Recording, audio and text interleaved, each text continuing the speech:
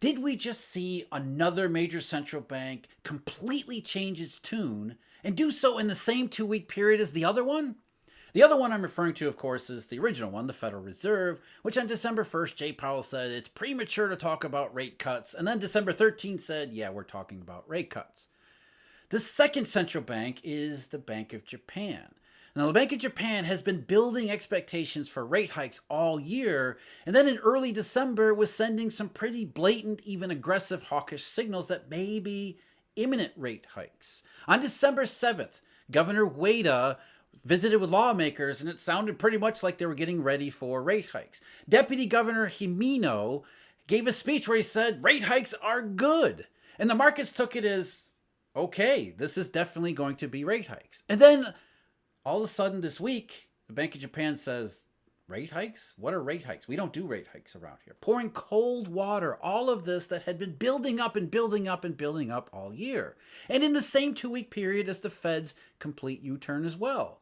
So what has gone on? What the hell is happening that would cause maybe two central banks to go from aggressively hawkish to chickenish and do so in such obvious fashion? That's the question we need to examine today. Why Japan? And Japan is an important one. And I think the answer comes to us from the Japanese government bond market. Now, many people don't pay attention to it. They think it's a dead market. It's only owned by the Bank of Japan. There's nothing there. But time and again, we see corroborated fundamental signals, and especially long-term yields. And long-term yields in Japan have been plummeting even more than they have in other places around the world. So I think that's where we have to start here.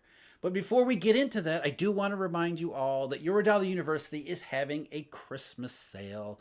Christmas sale for all of our research subscriptions and our memberships. The research subscriptions are the daily briefing, the deep dive analysis, and the memberships that gives you the why, the what, and the background behind everything. Those are together and available in one incredibly low price. Check it out at our website, eurodollar.university.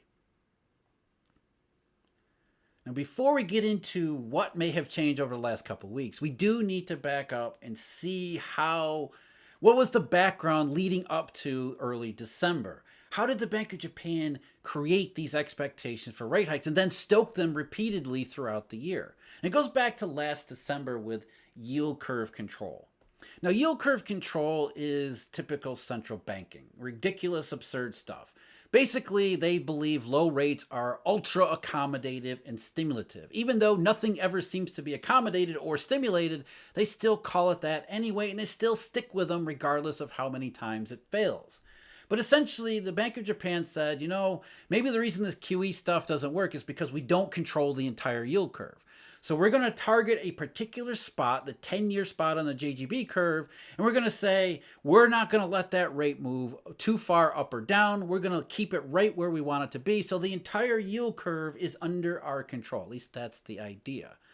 The reality is that JGB yields never really wanted to go very high to begin with. So once again, the Bank of Japan is taking credit for controlling a yield curve it doesn't actually control. But the idea is the same. Keep rates low, whether at the short end or the long end.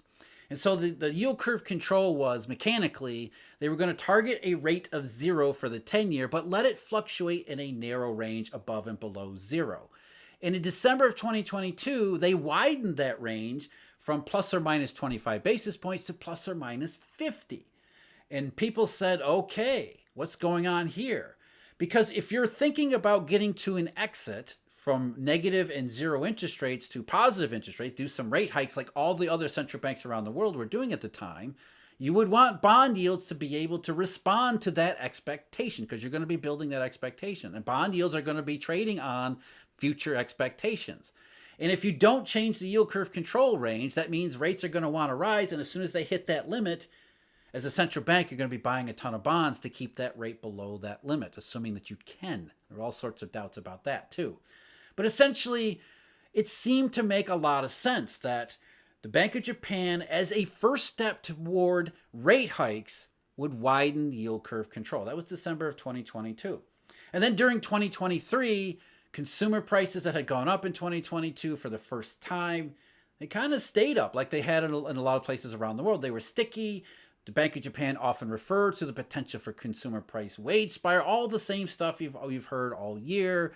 So again, expectation, consumer prices are out of control. Japan's economy seems to be doing much better in the first half than it had been in 2022. So there's that as well. The background, at least with regard to Japan, seemed to be moving in that direction. Fast forward to July. July, the Bank of Japan shocks the marketplace, shocks everyone, which I think was the point, when they changed yield curve control yet again. They had put the upper bound at plus or minus 50 basis points, and in July of 2022, the Bank of Japan said 50 basis points is now our reference rate. We're going to have a hard cap at 1%, and 50 basis points is now the reference. So again, markets, participants, economists, observers, everyone said, yep, the Bank of Japan is definitely moving toward a rate hike. Here's what CNBC had to say in July. The Bank of Japan has been dovish for years, but its move to introduce flexibility into its until now strict yield curve control has left economists wondering whether a more substantial change is on the horizon. And they continue to build those expectations. In one sense, because they didn't deny them. They played coy, as all central bankers do. They were careful not to make overly aggressive statements and never explicitly state that was their thinking. But they also didn't come out and say there's absolutely no way that we're going to do this, at least not back then. They kept building these expectations toward rate hikes, adjusting yield curve control, making various policy aspects known. At the September meeting, for example, they let it be known in public that they were discussing the factors that they would need to see in order to get to a rate hike situation. So that was another seeming confirmation of moving in that direction. In October, they changed yield curve control again. They put 1% as the reference, but now no upper limit. So this was their flexible yield curve control, which seemed to be the next step moving toward a rate hike regime. Let market rates, market yields in the JGB market fluctuate enough to get ready for the maybe impending rate hikes. But then we get to early December. In early December, December 7th, Governor Ueda goes to visit the Diet. He meets with lawmakers and he just builds that expectation even further. Not only that, he had a very highly publicized, seemingly symbolic visit with Prime Minister Kishida, where he said, well, he didn't say much, but essentially it was the same idea. Here's what Bloomberg had to say about the December 7th meetings.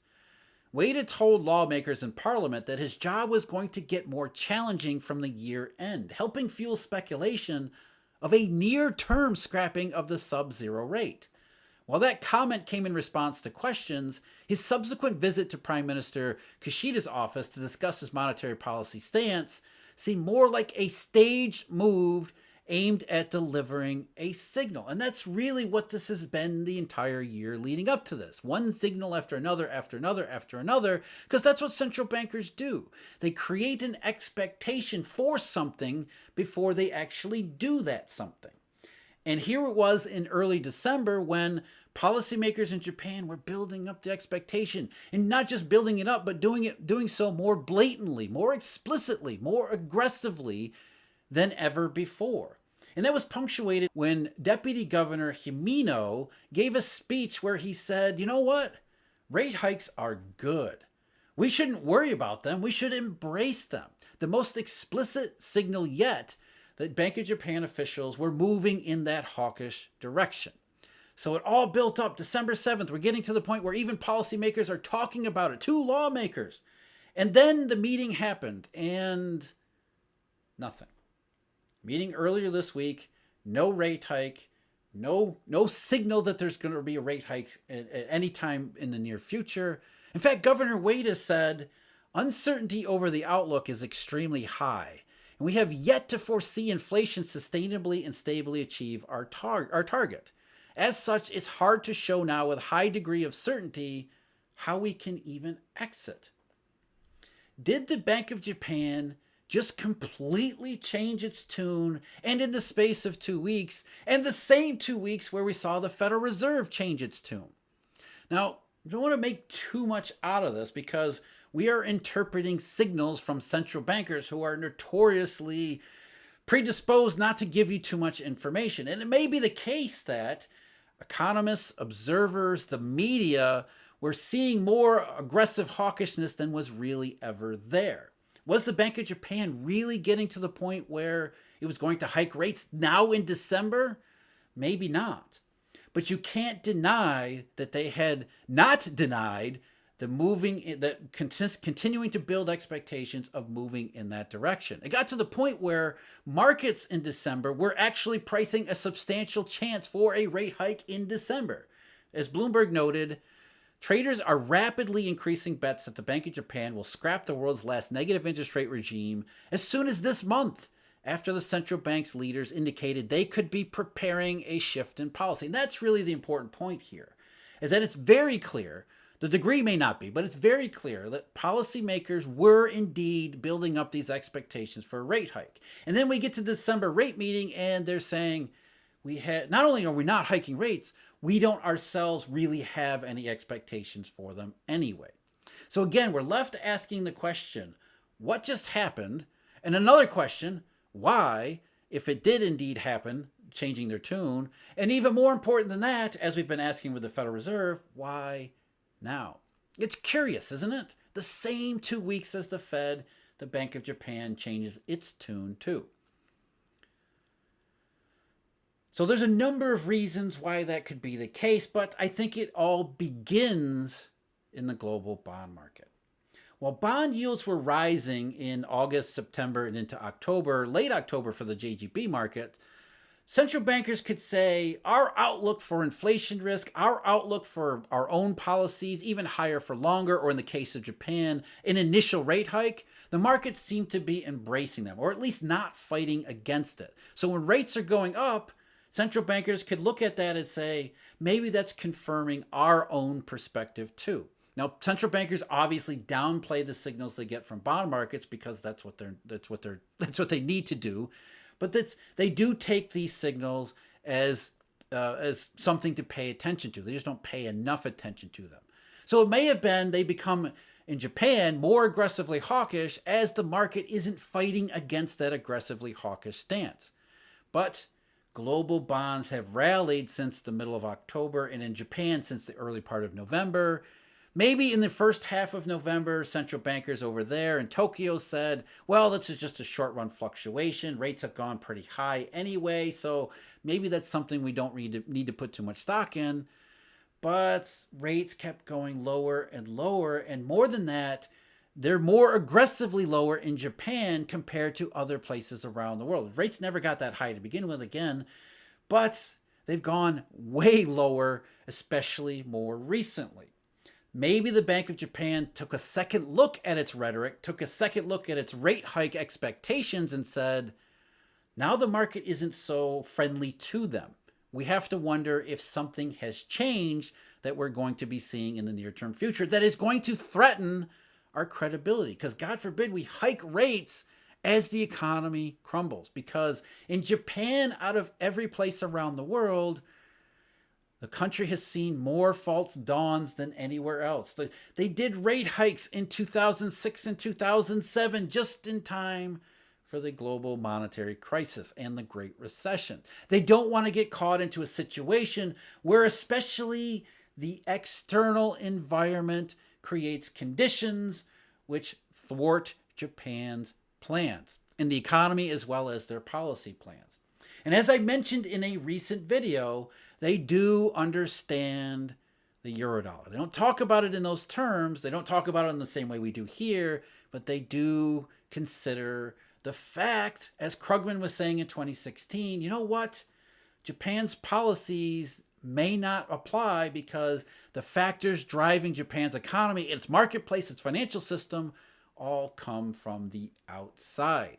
Japan's economy is weak because the global external environment is weak. Japan's monetary policies don't work because deflationary money from the Eurodollar system causing disruptive behavior in Japan's biggest banks. So they know, and they know the signals, low interest rates that are coming in Japan too, suggesting more and more strongly, hey, this is not necessarily the time to be hiking rates in Japan or anywhere else around the world. Maybe that got to the Fed too. So the question we're really asking isn't really about central banks. It's about, why are yields falling? What are they signaling? Well, again, pure, easy, simple economic terms, the soft landing scenario in the United States, the recovery and inflation scenario in Japan, more fiction than fact, more hope than real and rational analysis. So the bonds are saying, yeah, the idea that Japan is going to recover into some inflationary situation, that probability is going down by the day too, because global trade recession, China, which Japan is susceptible to spillovers from there, that's not going well either. Japan has a ton of risks. But what specifically changed over the last couple weeks? That's the hard part here. Was the bond yield drop, the rally in global bonds, enough to dissuade policymakers to say, let's wait a couple more months to see if what we're actually seeing bears out? That, I think, is what has happened here. That the global bond rally has really unnerved central bankers to the point where they're thinking, let's back off a bit and see what actually happens, because something very big is spooking not just treasuries, not just German bonds or French oats or Canadian maples, but also JGBs to this major extent. It was enough in December to get everyone's attention leading up to December. And I do think we've seen a sea change, a really substantial, even a radical change in behavior, certainly at the Fed, and now maybe the Bank of Japan. Not yet the ECB. They remain reluctantly hawkish. So what the markets are thinking, that's what we need to figure out. And of course, there are any number of potential suspects. China's a big one. And China's a big one that relates to Japan because Japanese banks are exposed economically speaking, as well as financially and monetarily, to what's happening in China. And what is happening in China? What is happening around the rest of the world? What are these signals saying?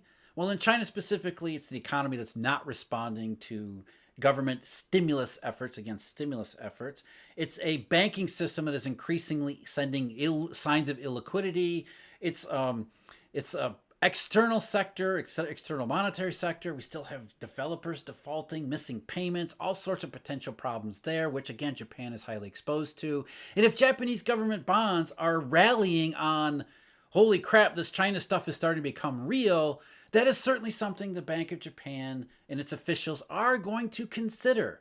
Again, they may not prioritize these signals, but they might say, you know what, we're not really certain we should be raising rates here either, so let's just give it some time here. We were building aggressively toward rate hikes when everything seemed to be going our way, but now that things don't seem to be going our way, maybe in a big way, let's back off. I think it's Japanese government bond yields, it's global yields, and it's a lot of it has to do with irregularities and problems in the Chinese system spilling over everywhere else. And in doing so, let's not forget, in the background of, at best, questionable economic and financial circumstances everywhere else. Everything that could possibly go wrong is in play here. So yields going down as a potential signal was more than enough to change the tune of, I think, 2 central banks. Let's see how many more come along for the ride. That Paul Krugman video I just referenced, one I made recently, that's the one linked below me. You should definitely check it out, what he had to say about basically how the Eurodollar impacts Japan and therefore what it means for everywhere else. As always, I thank you very much for joining me. Christmas sale, check that out at eurodollar.university. And as always, please do take care.